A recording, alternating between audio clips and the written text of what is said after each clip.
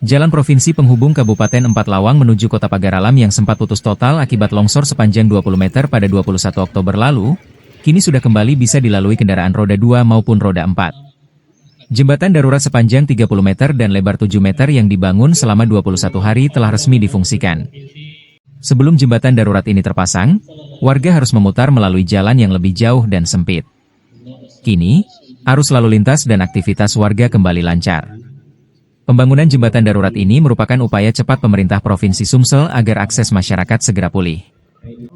Ini kejadian 21 Oktober, hari ini 12 November 2025, artinya 21 hari setelah itu sudah opsional melalui jembatan darurat.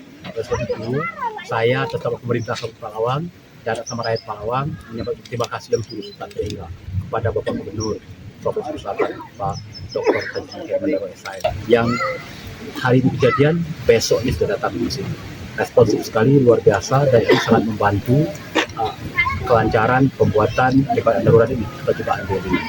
Nah, sehingga selama 21 hari kita alihkan arah arus jalan ke alternatif yang sangat kecil, sangat krodit, yaitu jalan yang menghubungkan atau jalan irigasi dari Desa Sawah ke Muara Pinang. Sementara itu, Dinas PU Sumsel, jembatan darurat ini bersifat sementara dan nantinya akan diganti dengan jembatan beton permanen.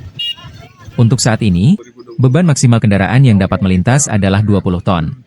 Desain, kemudian 2026 akan dibangun tipe A, jembatan rangka, sepanjang kurang lebih hampir sama dengan jembatan Beli ini 30 meter.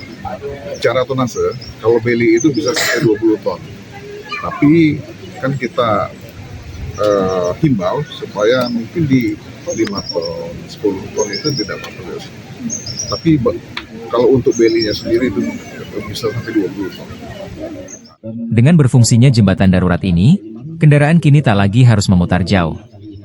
Dari Kabupaten Empat Lawang, Yudi Faifman, IE News melaporkan.